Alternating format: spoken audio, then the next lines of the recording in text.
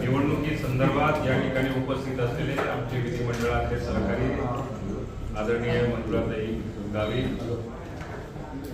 राष्ट्रवादी काँग्रेस आणि शिवसेनेचे सर्व सन्माननीय बसलेले पदाधिकारी, उपस्थित सर्व पत्रकार, आज या ठिकाणी आम्हाला सांगताना आनंद वाटतो की गेल्या काही दिवसामध्ये आपण सातत्याने धुळ्यामध्ये महापालिकेच्या निवडणुकीच्या संदर्भामध्ये वेगवेगळ्या प्रकारचं वातावरण आपण सगळ्यांनी मिळून बघितलं। शिवसेनेचे नेते म्हणून शिवसेनेच्या पदाधिकाऱ्यांनी आणि राष्ट्रवादी काँग्रेस पक्षाच्या माझ्या माध्यमातून आमच्या पदाधिकाऱ्यांनी आमच्या मित्र पक्षाला आमचा प्रस्ताव युतीच्या संदर्भात काही दिवसापूर्वी दिला होता, पण त्यांच्याकडे असलेल्या उमेदवारांची गर्दी जास्त असल्यामुळे कदाचित त्यांनी आमच्या प्रस्तावाला आणि सन्मानजनक कुठेही जागा वाटाघाटीमध्ये न देण्याचा निर्णय घेतल्यामुळे युती म्हणून शिवसेना आणि राष्ट्रवादी काँग्रेस पार्टी धुळे महापालिकेच्या निवडणुकीला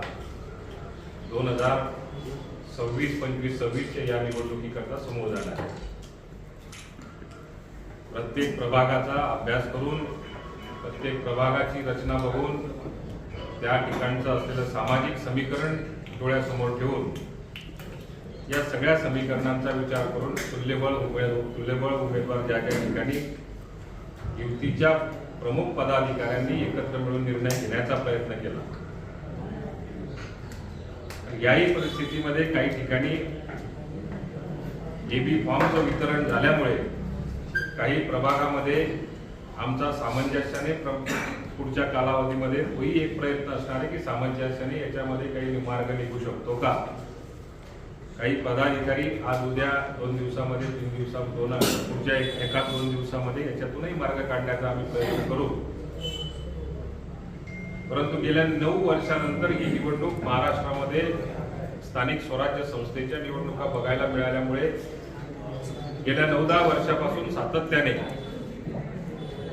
कार्यकर्त्यांचा उत्साह, कार्यकर्त्यांचे प्रयत्न, कार्यकर्त्यांचा त्यांच्या प्रभागामध्ये असलेला संपर्क याच्यामुळे प्रत्येकाला असं वाटतं की मी निवडणूक लढलो पाहिजे। कार्यकर्त्यांचा अधिकारही असतो की मला निवडणूक लढवली दिली पाहिजे। या दृष्टिकोनातून कार्यकर्त्यांनी तो आग्रही धरला, पदाधिकाऱ्यांनी आग्रह धरला। दोन्ही पक्षाच्या पदाधिकाऱ्यांनी हाही आपापल्या कार्यकर्त्यांना सांभाळण्याच्या दृष्टिकोनातून प्रचंड मोठ्या प्रमाणावरती आपल्या पदाधिकाऱ्याला न्याय कसा मिळेल याच्यासाठी प्रयत्न केला आणि तो पुढच्या कालावधीमध्ये सुद्धा केला जाईल। आमची प्रचाराची दिशा पुढच्या 1-2 दिवसांमध्ये ठरली जाईल। त्यामध्ये 2 प्रभाग असेल, 3 प्रभाग, 2, 3, 5, 6, 10, 18 या प्रभागामध्ये काही ठिकाणी राष्ट्रवादीकडनं उमेदवारी अर्ज दाखल झालेला आहे, काही ठिकाणी शिवसेनेकडनं अर्ज दाखल झालेला आहे। या प्रभागामध्ये शक्य तितका आमचा प्रयत्न असेल की आपण एकत्र बसून एकत्र निवडणुकीला समोर जायचं आणि काही ठिकाणी शक्य नसेल तर मग त्या ठिकाणी मैत्रीपूर्ण निर्णय घ्यायचा किंवा नाही घ्यायचा तो आमच्या वरिष्ठांशी बोलून त्या बाबतीमध्ये योग्य ते मार्गदर्शन असेल ते आमचे जे पक्षाचे व राज्याच्या स्तरावरचे जे वरिष्ठ असतील त्यांच्याशी आम्ही चर्चा करू आणि त्यानंतर मग त्याच्यावरती जो काही निर्णय पदाधिकाऱ्यांनी किंवा वरिष्ठांनी जो दिलेला असेल त्या निर्णयाचा अंमलबजावणी पुढच्या कालावधीमध्ये केलं जाईल। आज धुळे शहरामध्ये ज्या पद्धतीने मागच्या 3 दिवसामध्ये वातावरण बिघडलं, काहींच्या माध्यमातून कुठेतरी पैशाचं आमिष दाखवलं गेलं म्हणून विड्रॉल करण्याचा प्रयत्न केला गेला, कुठे गुंडगिरीचा प्रकार आम्हाला प्रामुख्याने धुळे शहराला बघायला मिळाला आणि या सगळ्या परिस्थितीमधनं निवडणुकीला जायचं कसं असा प्रश्न प्रत्येक उमेदवाराला या ठिकाणी पडला पण तरी सुद्धा शिवसेनेचा कार्यकर्ता असेल, राष्ट्रवादी काँग्रेस पक्षाचा कार्यकर्ता असेल, त्यांनी कुठल्याही प्रकारची उमेद न सोडता या निवडणुकीला समोर जाण्याचा निर्णय घेतला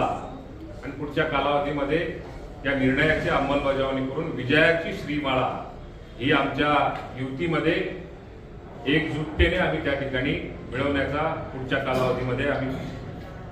प्रामुख्याने प्रयत्न करणार आहोत। प्रचाराची दिशा कशी असेल, प्रचारासाठी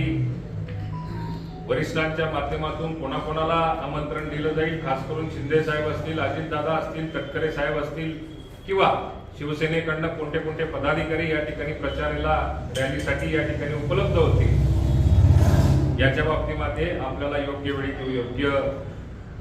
सांगितलं जाईल किंवा त्याच्याविषयी माहिती दिली जाईल।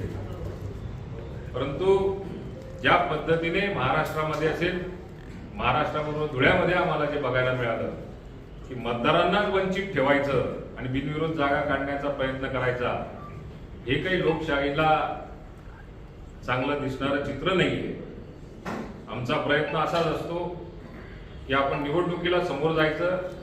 मतदारांना संधी द्यायची, मतदारांना संधी देऊन त्यांना योग्य उमेदवार निवडण्याचा हक्क त्यांना द्यायचा, असा राष्ट्रवादी काँग्रेस पार्टीचा किंवा शिवसेनेचा आमचा एकत्रित धुळे शहरापुरती तरी आम्ही प्रयत्न तसाच ठेवला आणि त्या दृष्टिकोनातून आमची वाटचाल झाली। आज धुळे शहराकरता योग्य पर्याय, शहराच्या असलेल्या मागण्या, त्यात घरपट्टी असेल, मालमत्ता कर वाढीच्या बाबतीतला निर्णय असेल, नागरिकांच्या मूलभूत सुविधा असतील, पाण्याचा जो प्रश्न असेल, या सगळ्या प्रश्नांवरती आम्ही पुढच्या काळामध्ये आमचा अजेंडा काय असला पाहिजे, आमचा जाहीरनामा काय असला पाहिजे, या बाबतीमध्ये आमचे दोन्ही पक्षाचे पदाधिकारी पुढच्या काळामध्ये ठरवतील आणि पुढच्या कालावधीमध्ये धुळे शहराकरता युतीच्या माध्यमातून सक्षम त्या ठिकाणी महापौर कसा दिला जाईल, पदाधिकारी कसे चांगले दिले जातील आणि जास्तीत जास्त निधी शिंदे साहेब असतील एकीकडे, जे या खात्याचे मंत्री आहेत आणि सगळ्या खात्यांना कुलप खोडून देणारे जे अर्थमंत्री असतील, त्यांची जोड जर का योग्य पद्धतीने आम्ही या ठिकाणी मोठ बांधून समजा विजय आम्हाला जर का धुळेकरांनी दिला, तर धुळे शहराचा चेहरामोहरा पुढच्या कालावधीमध्ये आपल्याला बदलवता येऊ शकतो आणि त्या दृष्टिकोनातून आमची वाटचाल असणार आहे। मी आपल्या माध्यमातून धुळ्याच्या जनतेला एवढंच विनंती करतो की आम्हाला युतीला तुमच्या मनाप्रमाणे दिलेल्या उमेदवारांना धुळे शहरातल्या नागरिकांनी किंवा मतदार बंधू भगिनींनी विजयी करावं, एवढी आपल्या माध्यमातून विनंती करतो।